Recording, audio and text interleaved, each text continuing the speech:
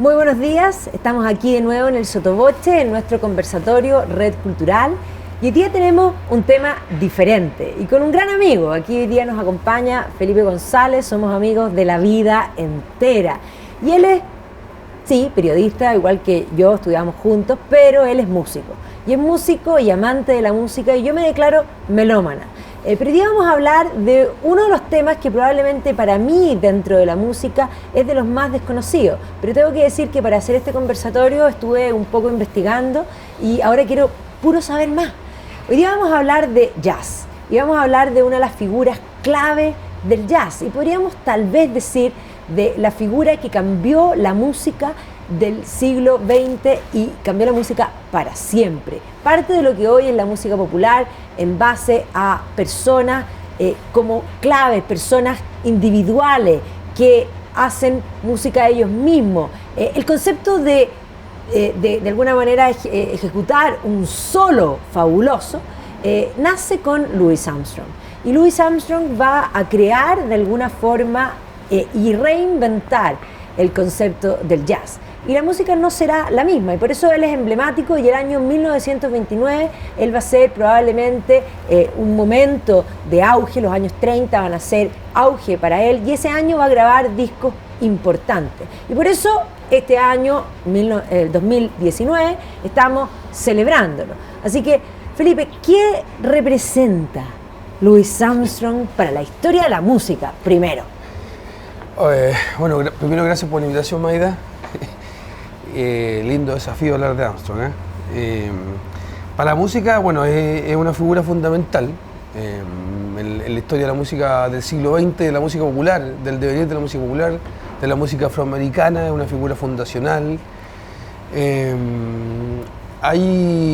una figura fundacional del jazz, del lenguaje, de la manera de hacerlo, de la manera de ejecutarlo de ahí en más durante el siglo XX y hasta el día de hoy. Es la piedra angular. Guardando las proporciones, no sé, sí. Es el equivalente a los Beatles en el rock and roll o a Elvis. Es así de determinante. O sea, todo lo que se hace en el jazz desde Armstrong en adelante se funda en su obra. No hay nadie que pueda desligarse en materia jazzística de lo que Armstrong propone básicamente en la década del 20 y del 30. Te diría que es muy difícil enajenarse o decir yo desarrollo un camino propio sin fundarse en la matriz jazzística de Armstrong. Es todo. Es todo. O sea, yo dificulto que un jazzista pueda decir lo contrario, que algún músico, que algún melómano. No me imagino la historia del jazz y de la música popular sin la figura de Armstrong. Ahora, o sea, él acuña todo, él desarrolla los conceptos, los orígenes, sintetiza lo que viene desde hace 300 años atrás, desde que los africanos llegan a Norteamérica.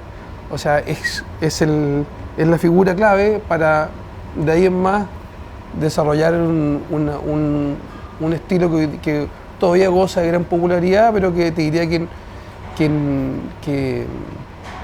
siempre han parado en su figura. Es un eterno devenir. Todos los músicos de jazz vuelven y vuelven y vuelven. A él. Sí, sí. Como la fuente. Es la fuente, sí. Sí. A veces casi un poquito, puede sonar un poquito redundante, como que, pero es la pura santa verdad. Ahora, él va a nacer en el ambiente de New Orleans y de alguna manera, como podríamos decir, él reinventó la música y podríamos decir tal vez catapultó el jazz, pero él se salvó por la música, porque su vida es bastante dramática. Sí, cuéntanos un poco de cuáles son sus orígenes y cómo llega a la música y cómo la música lo salva. Bueno, como todos los afroamericanos de la época y sobre todo de Nueva Orleans, una familia pobre. Él entra a un orfanato, entraba permanentemente por vandalismo callejero, y en una de esas entradas, que es a los 11 años, imagínate, a los 11 años. O sea, disparó una pistola, creo, para el año nuevo. Claro, un disparo al aire en la mitad de una plaza de Nueva Orleans, vuelve a caer en un orfanato y se vincula con una corneta, más que con una trompeta. La corneta es un instrumento menor que tiene las mismas propiedades, pero una sonoridad distinta. Y ahí empieza de manera completamente autodidacta y un approach sin ninguna metodología a imitar básicamente la sonoridad de las bandas militares, que era donde se escuchaba más en Nueva Orleans. Y creo que el orfanato tenía una banda de como bronce. Puede haber tenido, desconozco ese dato, pero puede ser, porque seguramente había una instancia formativa para los niños que integraran Claro. Y ahí empieza este viaje, en el fondo musical, que es el viaje también porque finalmente Nueva Orleans es un hervidero cultural, un hervidero musical. O sea, tienes por un lado todo el tema de las escuelas de los blues, que es una rama del jazz. Tienes por otro lado todo lo que es el gospel. Tienes por otro lado, o sea, cómo en el fondo el jazz se conjuga lo profano con lo religioso. Claro. O sea, todas esas variantes van nutriendo la cosmovisión de Armstrong. Porque finalmente lo que hace Armstrong es construir una cosmovisión musical donde confluyen desde, como te decía, el gospel y su call and response, que es este llamado y respuesta típico de la iglesia, de los cantos de la iglesia, donde confluye el lamento del blues, que viene de los campos algodoneros, que viene desde que los africanos llegan a Norteamérica. Por otro lado confluye la música clásica, que también está presente ya en el siglo XX en Estados Unidos. Entonces todo la incorporación del piano, sí, y todo eso. Viene el desarrollo también de la música afroamericana un poquito más un poquito más formal, que venía del ragtime, de la primera década de la década del 10. Todo ese mundo afroamericano, europeo, religioso, profano, confluye en este lenguaje que empieza a desarrollar Armstrong, obviamente que también no desde cero. Armstrong es discípulo de grandes maestros del jazz, pertenece a la orquesta de King Oliver, que es la orquesta fundacional del jazz, pero tal vez de una manera el salto que da Armstrong, y que básicamente lo da en la época que estamos hablando, considerando ahora y celebrando este centenario de su grabación, tiene que ver con todo ese cúmulo de información, cómo lo sintetiza. Es como una dialéctica en el fondo, es la síntesis que viene de... que viene arrastrándose en el fondo, tesis, antítesis, tesis, antítesis, y llega a este punto. Y germina este lenguaje que es único. Es único, es donde, como bien tú decías al principio, aparece la figura del solista en el jazz, que ahí es más determinante para la historia del jazz. El solista es la primera vez que Armstrong propone, dentro del desarrollo melódico de una obra, improvisar y hacer un solo, que es tan típico del jazz hoy día. Tú vas a cualquier concierto de jazz, claro, y la secuencia de solos pasa por todos los músicos. Entonces el encargado de hacerla era Armstrong. La polifonía grupal, que también no se consideraba en el jazz anterior. Antes era una cosa un poquito más armónica, más clásica. Más clásica, más armónica. La figura del scat, que también después se puso hoy día puede ser muy frecuente del jazz, que es este fraseo onomatopéyico, típico de las cantantes de jazz desde ahí en adelante. Es como el tarareo, como... Claro, también él lo introduce en esos años. En fin. Y él usa como la voz como si fuera un instrumento. Eso, a eso oye, claro, ocupa la voz como instrumento, y eso que se denomina en jerga jazzística el scat. El scat. Sí, que después lo desarrollan muchos otros músicos, pero volvemos a lo mismo. Armstrong es la primera persona que lo hace. El solo Armstrong es la primera persona que lo hace. Y es inolvidable, por ejemplo, porque él va a llegar a ser muy famoso, va a estar en películas de Hollywood. Sí. Y de hecho, yo creo que, es más, hay gente que tal vez hoy día no está escuchando, no está viendo, y que no tienen certeza de, ¿y qué canta él? Bueno, partiendo tal vez por la más famosa es Hello Dolly, Hello Dolly, sin duda, sí. Pero todos los que vieron el libro La Selva, También ahí, y en el fondo cuando tenemos a los orangutanes bailando esa I Wanna Be Like You, que es una cosa que es más, uno como que se quiere parar y bailar. Porque él cambia los ritmos. Sí. ¿Me equivoco o no? Bueno, que el ritmo pasa a ser danzante o no, o algo pasa. Sí, o sea, bueno, eso ya como tú bien dices, ya es el Armstrong más popular, que es posterior a toda esta etapa que es como fundacional del jazz. Después él se da todos los privilegios que quiere y se da todos los gustos que quiere, al margen de que los puristas puedan decir que se transforma en una figura un poquito caricaturesca o un poquito... Claro, se convierte en orangután, tal y cual. O muy popular, porque, en fin, cuando hablan también del otro tema famoso que es What a Wonderful World, que son cosas un poquito más melosas y de gusto muy masivo. O sea, el Armstrong de los años 20 obviamente no goza de una gran popularidad en el público general. En el público general. Pero claro, de ahí debe haber sido, en el fondo ahí estaba generándose y encontrándose y después ya, porque él va a llegar en los años 30 a ser famosísimo, a hacer giras por Europa en forma permanente. Incluso, de hecho, en Estados Unidos lo nombra embajador. Claro, incluso va a tocar en los 30 en Alemania, en un momento en que está ascendiendo el nacionalsocialismo y que el arte que viene de alguna manera del mundo racial negro es considerado arte degenerado y por lo tanto Armstrong va a ser no bienvenido, pero era bien amado, podríamos decir. Sí, bueno, es que su trascendencia, o sea, le permite superar todas esas barreras raciales, ideológicas. Y era como simpático. Fuera una persona muy simpática, muy poco prejuiciosa, o sea, no tenía esa carga tampoco racial de de otros músicos que de algún modo lo blindaban frente a algunos públicos o lo imposibilitaba. O sea, él no se ponía barreras para llegar a su público final. Entonces, también obviamente va desarrollando una carrera que le permite meterse en otros estilos musicales o afines al jazz, como lo que hace, como tú dices, en el tema del libro La Selva, en películas como Hello Dolly, en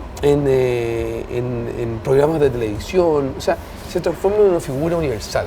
Y eso es gracias a que también él se desliga un poco del formato jazzístico duro y fundamental y ortodoxo. Si también convengamos de que eso es una etapa y obviamente que...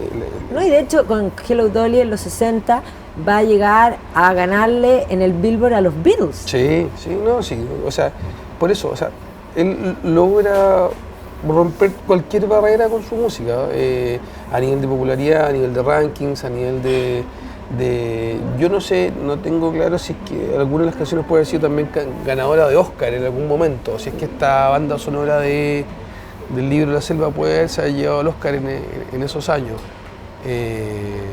Pero te digo eso, o sea, la figura es eterna, gigante. es cuestionada por los más fundamentalistas en este devenir también, por decir por qué no sigue desarrollando este lenguaje jazzístico y no lo lleva a otra dimensión. Yo creo que ya era imposible llegar a otra dimensión y tal vez por eso se explica. Yo creo que también el tema de que de esta asociación como de embajador cultural también lo obliga a abrirse un público a otras audiencias. Pero siempre y eso pasado... implica, abrirse a otra audiencia implica desarrollar un estilo un poquito más fácil de digerir. Claro, pero siempre ha pasado que los artistas que llegan a ser muy queridos y que tienen algo muy propio, de alguna manera lo que la gente muchas veces no entiende cuando dicen se puso muy comercial, pero el ser comercial implica poder vivir también. Él venía de un ambiente bastante marginado, digamos, marginal. Su madre aparte, tengo entendido que era hasta una prostituta, en el fondo es una situación bien compleja. Y él va a ser inmensamente generoso con su entorno en su vida posterior, va a tener una muy buena vida, pero va a ser siempre muy generoso. Sí, es una persona que obviamente nunca se desliga de sus orígenes a nivel de testimonio, a nivel de... Pero que obviamente, como tú bien decís, Maida, el artista en algún momento queda en un salto, entonces no puede ser el avant-garde en la punta de la ola todo el tiempo.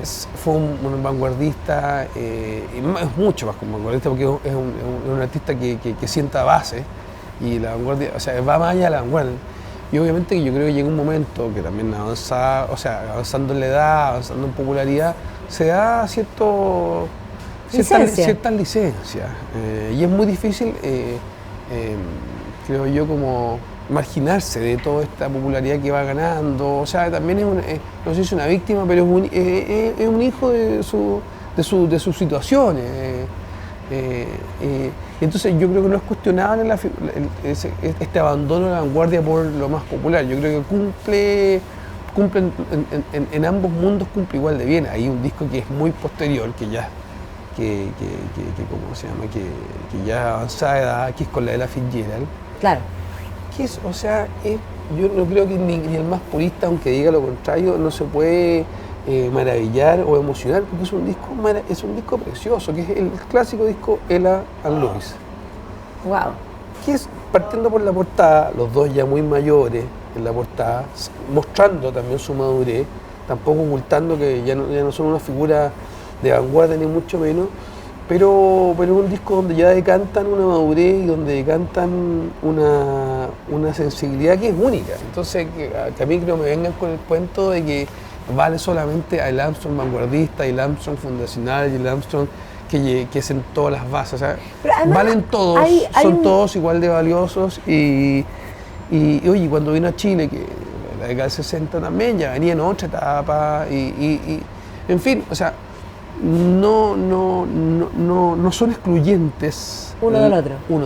Bueno, de hecho... No debieran ser, y menos para la historia de la música. No, y hay una cosa importante, hay también una parada con respecto al arte en general y a la música también en particular, de tratar de considerar que todo lo que es experimental es necesariamente mejor. Sí. Y hay muchas veces que hay algo que es oreja, podríamos decir, oído, que entra fácil, y que no porque entre fácil quiere decir que es malo. Sin duda, y yo estoy completamente de acuerdo, la experimentación por la experimentación no tiene ninguna validez. Si la experimentación aguanta hasta donde el experimento resulta. Claro. Y en el caso de Armstrong, es el gran producto de él es esta concepción de hacer su forma de definir lo que es jazz de ahí en más. Porque si hoy día tú revisas artistas contemporáneos, no sé, quizás no tanto, pero Marsalis, que es el artista por excelencia, el embajador del jazz en el mundo hoy día, lo único que hace Marsalis es revisitar a Armstrong y darle una relectura, obviamente, pero es una relectura a partir de la obra de él, y él no lo niega, porque es evidente cómo él va a venir a releer algo sin considerar al que lo escribe. Claro, pero por ejemplo, en un ámbito de una música que ya no es necesariamente el jazz per se, pero si uno piensa, no sé, en un solo de guitarra de Eric Clapton, por ejemplo, sí. No podrías no pensar en Louis Armstrong, que sentó esas bases. Incluso, no sé, si uno piensa en Santana, que de alguna manera sí incursiona mucho más en otro estilo que va, claro. Claro, yo te digo, pero que también podríamos decir es un poco más jazzístico dentro de su rock. Está la improvisación, y la improvisación y la forma de improvisar, la forma de agarrar una melodía o de tomar las armonías y ejecutarla en compases de una manera determinada, es la que él determina. Obviamente que después la improvisación deriva, sobre todo en la época del free jazz, a una improvisación mucho más atonal, donde no sigue tal vez la melodía. Ni el ritmo, ni la melodía, ni las armonías que fundó Armstrong, pero finalmente la estructura o el approach es esa. Bueno, o sea, llegar a eso, Coltrane llega a esas tonalidades o a esa libertad expresiva, esa libertad en lo solo, llega porque visita el origen.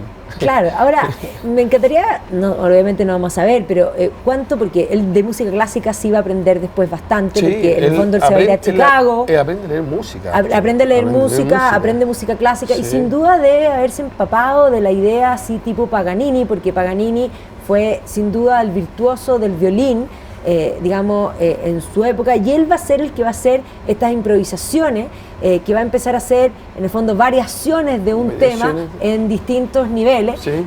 A nivel violín, que incluso va a llevar por ejemplo a Liszt a decir, no, el piano es mucho más noble que el violín, y Liszt va a empezar a hacer variaciones para piano para dejar demostrado que el piano es mejor que el violín. Entonces, ese juego era un juego que ya venía hace rato. Sí, que hubo acá, decía, a ver si renegar de lo clásico, de la trascendencia de la música clásica en el devenir del jazz, o sea, ahí no se puede, si imagina, sí, o sea, claro, lo que a veces uno se hace una idea media caricaturizada, que cree que, claro, que en los barrios, en el Storyville o en el mismo, el barrio West End de New Orleans, todo era un mundo afroamericano y que todo el mundo más o menos que andaba con las tropas y todo era jazz. No, o sea, todo ese mundo, en ese mundo confluye obviamente lo que estaba ya hecho y eso es la música clásica, o sea, las estructuras de la música clásica, la importancia de las grabaciones de la música clásica. Las grabaciones del jazz no empiezan sino hasta mediados de los años 20 o hay muy poca grabación. Por lo tanto, lo que antes de haber escuchado a estos músicos era música clásica. ¿Sí? Entonces, qué duda cabe que... Bueno, de hecho, una cosa importante, o sea, cuando tú escuchas a, no sé, a Earl Hines, que era el pianista de Armstrong, o sea, hay unas variaciones que son completamente chopanescas. Claro. Tal vez estoy haciendo una herejía, pero hay una manera, hay un approach, obviamente con todo el componente negro y con todo el componente afroamericano, pero a partir de una digitación que ya está determinada por los músicos clásicos. Claro que sí. Claro que sí. ¿Y para qué decir músicos? Claro, ¿para qué decir músicos posteriores del jazz como Bill Evans? Bill Evans no es más que una relectura de Lis o de Satie, o sea, claro que sí. Funde los mundos afroamericanos con el mundo, o sea. Ahora, Armstrong va a llegar a ser muy célebre en los años, ya desde los años 20, 30, y le va a tocar vivir, porque él va a morir en los 70, todo el tema de los derechos, en el fondo, sociales y el problema de los derechos sociales en Estados Unidos. Sí, yo no tengo claridad, y creo que no me equivoco, cuando digo que no es una figura comprometida 100% con la causa. Sí, exactamente. Hay músicos que son mucho más determinantes en el jazz, que no sé, Thelonious Monk, el mismo Coltrane, yo no sé si Miles Davis, en general todos los músicos que están, que salen de la vanguardia y entran a la música como más, que se transforman en figuras más populares, tienen esa dicotomía, que no son ultra presentes en la causa social de los años 60. Claro. Como lo fue, no sé, Nina Simone, o sea, había músicos que eran muy afectados por la causa, muy... Es que no era menor el tema, o sea, claro, era una cosa tremenda. No lo dejaban tocar en restaurantes, no lo dejaban tocar en algunos bares, si tocaban con músicos blancos tenían que entrar por la salida de la música. ¿Viste tú la película que se ganó el Oscar, el Green Book, que realmente, no sé si la han visto, pero si no la han visto, o sea, tienen que realmente verla porque es extraordinaria. La misma biografía de Richards, que está en la película notable, esa también, que... también tú ves como la música, la vida del músico negro en Estados Unidos es completamente ingrata, Esto, en el caso de Armstrong, no sé, el mismo Miles Davis, superan eso y para bien o para mal no se meten en el tema racial. Esos son juicios que la historia hará, no sé, hasta qué punto... O tal vez lo hacían desde bambalina, no sé, pero no... Yo tengo entendido que él no se comprometió activamente, pero sí colaboró con la causa, incluso con dinero, sobre todo con el tema de los niños en el colegio, que ese no es menor también, es un tema, porque además él venía de un mundo marginado, no solamente de un mundo negro, sino que de un mundo especialmente marginado por la pobreza, y le tocó pasarlo muy mal, pero salvarse, como habíamos hablado desde el comienzo, desde la música, o sea, la música puede ser redentora. ¿Tú te imaginas lo que sería el mundo sin música? No digas eso. O sea, la típica pregunta que me hacen mis niños todo el rato, que yo me río, porque mis niños me dicen, mamá, ¿qué prefieres? ¿Ser ciega o ser sorda? Y yo entonces miro así y digo, yo prefiero ser ciega. Entonces me dice, ¿cómo prefieres ser ciega? No, porque ciega, si soy ciega, primero me quedo con la música y segundo puedo escuchar audiolibros. No podría leer, estoy clara. Pero ya por lo menos he visto todas las cosas, pero el silencio, absoluto y tener que empezar a escucharme el corazón solamente debe ser algo terrible. No, la música, bueno, eso daba, la música salva música salva vida y en todo, salva vida socialmente, emocionalmente, salva. Bueno, yo soy una convencida y que las personas, los músicos, los artistas en general, pero los músicos en particular, son siempre buenas personas, porque en verdad nadie puede tener una sensibilidad y producir un arte que implica algo que sale de ti, pero se extrapola, y por eso digo que el arte en general, y no ser una buena persona.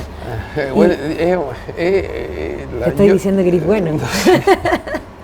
Yo no sé, o sea, yo creo que claro, están las dos caras del músico. Yo soy amigo de muchos músicos y bueno, y he leído también hay un tormento no menor en el músico. O sea, esta cosa de estar ahí en primera línea tampoco es muy llevadera. Ojo que yo creo que ahí no veo que sea, sobre todo cuando adquiere cierta popularidad. No es fácil vivir con esa popularidad y estar como siempre ahí marcando tendencias, siendo un referente. Yo veo que ahí el músico vive como y en general el artista, vive su gran tormento en esa permanente como interés de estar innovando o siendo... Bueno, como decía Oscar Wilde, es terrible en el fondo que hablen de ti, pero mucho más terrible es que no hablen de ti. ¿Ya? Entonces, sí. Estamos de acuerdo, sí, pero sí, yo veo en los músicos y de los músicos de jazz, veo como digo, volviendo también retomando un poco el tema de su compromiso con la causa. Claro, tal vez no era el músico emblemático que toma una relevancia activista. Sí. Pero además él había logrado cruzar los puentes y era querido por todos los ámbitos, y yo creo que tal vez parte de su decisión política fue mantenerse como un puente, digamos... Que la figura de embajador no es un nombre autoimpuesto, es una figura oficial de embajador cultural, es una condición otorgada por el gobierno norteamericano. Claro. Él se transforma, por lo mismo. Hay un disco que se llama Ambassador Sach, que es los años 40, ¿qué es eso? Es fruto de eso, de que si sabes que yo voy a representar a Estados Unidos por el mundo, y obviamente que hay una renuncia del momento que toma una condición política, renuncia a otra, una figura política oficial. Exactamente. Exactamente. Sí. A él tenía una serie de seudónimos, le decían... Satchmo, el clásico, Gatemouth, otro... Pops también. Pops, y el Gatemouth, eso es por el tema de la boca, tenía boca de maleta, entiendo que... Boca de maleta, ¿y eso por qué? No, tenía, obviamente, o sea, desde siempre, tú te fijas, su apariencia física es un hombre que su boca habla por sí sola. Sí, gracias. Y es también, y tan determinante en su vida que muere también de un cáncer a la boca. O sea, es un artista que abusó de su condición y que el instrumento claramente le produjo el daño que finalmente le produjo la muerte. Y de hecho, cuando le decían este apodo, él que tocaba obviamente la trompeta, en algún minuto va a dejar de tocar la trompeta y va a empezar a cantar. Y después va a volver igual a la trompeta y va a tratar de corregir esta postura, porque de algún modo le tiene que haber molestado. Claro, y obviamente era como bullying. Totalmente, y dado que es un autodidacta del instrumento, no tiene tampoco la técnica de la embocadura, que es determinante el para tocar la trompeta. Yo estudié trompeta en algún momento de mi vida y mis tormentos más grandes eran la embocadura, cómo hacer el ataque a la boquilla, y es todo. Y una buena embocadura te da un buen sonido, entonces... O sea, yo te decía solo baterista, así que ahora también eres... No, estudié trompeta. ¿Estudiaste trompeta? Sí, trompeta. ¿Cómo sacarle el sonido a la trompeta no es menor, ¿eh? Sí. Y bueno, y la mitad de eso es embocadura, y Armstrong con una embocadura paupérrima, porque tú lo ves, o sea, los que algo sabemos, lo vemos, y desde el primer vistazo tú ves que su embocadura es pésima, y así todo logra un sonido que es el mejor de todo. Entonces, obviamente, y eso le trajo las consecuencias que tenía una boca completamente deformada.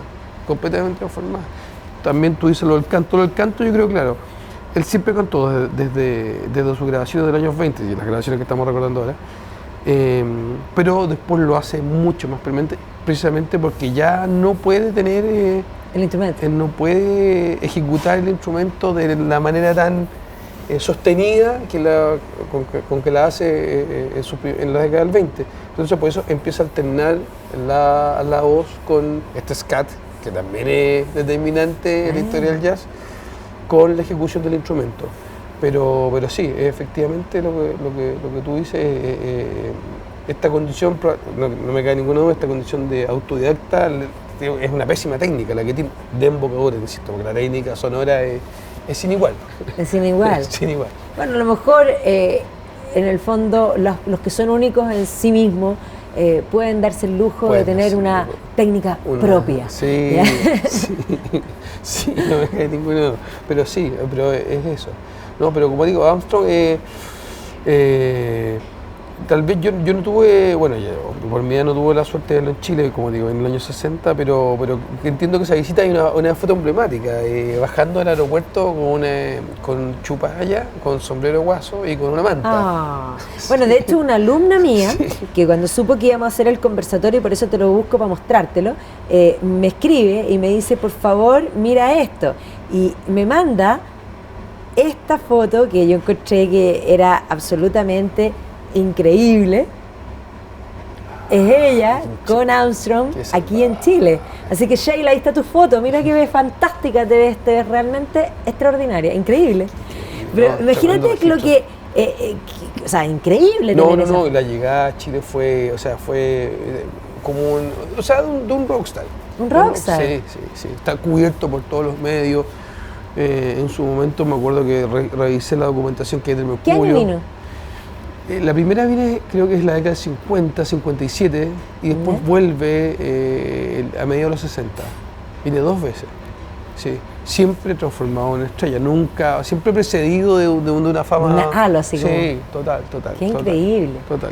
Sí, ahora mucha gente dice que lo vio, ahora, ese es dato duro, esa foto. Esas fotos están Es como Woodstock, que dice que todo el mundo fue. Si todo el mundo dice que hubiera ido a Woodstock, dicen, no, de Piedra Roja, dicen. Si todo el mundo dice que fue Piedra Roja, hubiera ido, ¿verdad? Piedra Roja hubieran habido 1 millón de personas y creo que llegaron 2.000 personas. Claro, exactamente. Hay un mito ahí que todos quisieron estar, pero no, por la Avenida Chile, entiendo que el Teatro Astor, y no sé si después en la segunda avenida el Teatro Caupolicán. Sí. Venían tremendas visitas, vino Duke Ellington a Chile, vino Elvin Jones, o sea, sube estrellas que en un país donde el desarrollo jazzístico en Chile era muy menor y un grupo de seguidores muy chicos, era impresionante que pasaran por Chile esas visitas. Yo desconozco cuál era la trastienda, porque venían, porque no, era un público muy acotado, no sé si era... Sí, claro. Sí. ¿El jazz en Chile, hay alguna figura importante? Sí, yo sé, o sea, hay una historia... Y ahí siempre hay un debate si es jazz chileno o jazz en Chile. Ya. Son 2 cosas distintas. No es lo mismo ya. No es lo mismo. Da también un poco la lejanía del origen, sí. Es como, yo creo que hay un jazz chileno, sí, que tal vez tuvo su auge en los 90, no sé si hoy día está... Como así como los 3 cuando hicieron ahí, incursionaron un poco... Angelito Parra, sí, que era integrante de los 3. Claro, con en el fondo con el... Jorge el Parra Trío, que tuvo... Exactamente. Sí. Algunas cosas un poquito más modernas, como, no sé, cosas un poquito más de vanguardia, como fue en un momento el grupo Cometa, no sé. Yo diría que el jazz está en un momento especial en Chile, no sé, no sabría definirlo, no está en el boom que tuvo. No, pero hay festivales interesantes. Hay festivales interesantes, sí, hay festivales interesantes, pero es mucho en medida que en algún momento hubo una radio de jazz dedicada en Chile, 100%, de la radio clásica, no sé si te acuerdas, que era el grupo de la Radio Infinita. Mira tú. La 97.1. que duró muchos años y que transmitía jazz todo el día, que había andando ahí en Jam Session, donde se invitaban a músicos chilenos una vez al mes en un recital. O sea, hoy día esa actividad tan de primera línea, yo no sé, o sea, no existe, estoy claro. Está el club de jazz que está en la Casa Marota, al costado de el Mall Plaza Gaña, que es esta casa patrimonial que se dejó intacta. No sé si la tienes más o menos reconocida, una casa bien bonita. No, pero vamos un día. Es feliz. Y ese club, ese es el nuevo club de jazz, fundado en los años 40, que tiene cierta actividad. Y hay algunos bares que siguen. Está el Jazz Corner en la calle Santa Isabel, está un bar que se llama El Telunes, entiendo, en Bellavista, que sigue con cierto movimiento, pero siempre yo diría que el jazz volvió a tener esa cosa como de trastienda, ya no está en la primera línea que en algún momento tuvo, ¿no? Esa es mi visión, o sea, a lo mejor alguien me puede criticar, pero el Festival de Jazz Internacional que se hacía en Providencia, que era un mega evento, sí. Hoy día también tiene figuras de, no sé si de la categoría que venían en su momento venía John Scofield, Mike Stein, o sea, los gallos que en Nueva York mandaban estaban en Chile. O sea, tú los podías ver en Blue Note de Nueva York, o Smalls de Nueva York, y estaban tocando la semana siguiente en Providencia. Hoy día eso no pasa. Hoy día eso no pasa, no. Vienen figuras de buen nivel, o figuras que tuvieron algún nivel en algún momento, pero hoy día no está a la vanguardia en Chile. Sí. Y me cuesta distinguir, o sea, no sé, tal vez algunos hay algunos músicos chilenos que están en un muy buen... Eso sí yo te podría decir, que los músicos que están haciendo jazz tienen un gran nivel. Eso sí, o sea, toda esta historia que se construyó en los años 80, 90, hoy día tiene un producto... Tiene frutos de gran nivel. Unos que están afuera en Estados Unidos, hay una orquesta famosa que era formada por niños de Conchalí que se llamaba la Conchalí Big Band, que hoy día tiene, que yo los vi tocando a los 16 años, son gallos que hoy día tienen 35 años y que son unas bestias tocando. Hay un saxofonista que se llama Cristian Gallardo que tocaba, yo lo vi chiquitito la Conchalí, y hoy día es un monstruo. Pero, ¡qué orgullo! Sí, o sea, yo creo que en ese sentido la formación de músicos de jazz ha sido muy notable. Lamentablemente la escena no creció en la misma proporción que los músicos. Y las bandas juveniles estas que han surgido en los colegios también han ayudado un poco a que se desarrolle, porque el jazz de alguna forma del mundo clásico que uno adquiere la técnica, que es importante, sí. Luego con el jazz viene esa liberación de producir cosas propias, o sea, debieran salir también en el fondo improvisadores desde esa formación dura de aprender música primero. Mira, hoy día hay escuelas de jazz 100%, hay una escuela que se llama la Pro Jazz, que forma músicos de jazz, porque hoy día en el fondo la formación jazzística ya está metodologizada, de tal manera que no sé si es tan libre. Y no sé si es tan necesaria la pasada por la escuela clásica. Los conservatorios hoy día, obviamente que siguen de la Childa Católica, pero hay conservatorios que ya del primer momento, como está la Escuela Moderna de Música o esta Pro Jazz que digo, te ponen en esa línea, ya en la línea un poquito más, no tan de formación clásica. Pero sí, yo desconozco un poco, estoy un poco fuera del tema más formativo, pero veo, como digo, que los productos son muy buenos. No sé, hay gente sé que hay muchos chilenos viviendo en Nueva York, muchos chilenos haciendo jazz. Está la misma Melissa Aldana, que es la hija de un gran músico, de Marco Aldana, que es un saxofonista jazz, que a su vez es nieta de don Kiko Aldana, el fundador de la Cuesta Guangualí. O sea, ahí hay una historia genial. Abuelo, padre, hija, que toca hoy día en los mejores escenarios de Nueva York. Acá lanzan un disco, pero todo medio difuso. No hay una cosa así como más... no es mainstream hoy día. ¿Y tú dónde estás tocando ahora? Yo no. Yo no. Ah. No, yo toco, estoy haciendo unos talleres nomás con algunos amigos y cosas experimentales, pero no estoy en una etapa que no me atrevo a salir a los escenarios todavía. No, pues estoy dedicado a otras cosas, ¿no? Sí, ¿no? Estás dedicado a cosas más importantes. Estoy lamentablemente a cosas menos importantes, pero tengo cierto pudor con los escenarios. Yo tampoco, a pesar de mis estudios musicales, nunca llegué a niveles... Y soy muy autoexigente y tengo mucho pudor y no me gusta que me vean. Bueno, pero en algún momento haremos algo más íntimo entonces para que podamos escucharte. Eso sí, pero el mundo no se está perdiendo de nada. El mundo no se está perdiendo de nada. Mejor seguir escuchando a Armstrong. Me parece muy bien. Y sus sucesores más validados. Más validados. Sí, yo no estoy entre esos, claramente. Bueno, te agradezco inmensamente, Felipe, por esta conversación distinta de un tema totalmente diferente a lo que hemos hecho en las conversaciones tradicionales. Y la próxima semana vamos a tener una conversación también distinta, diferente.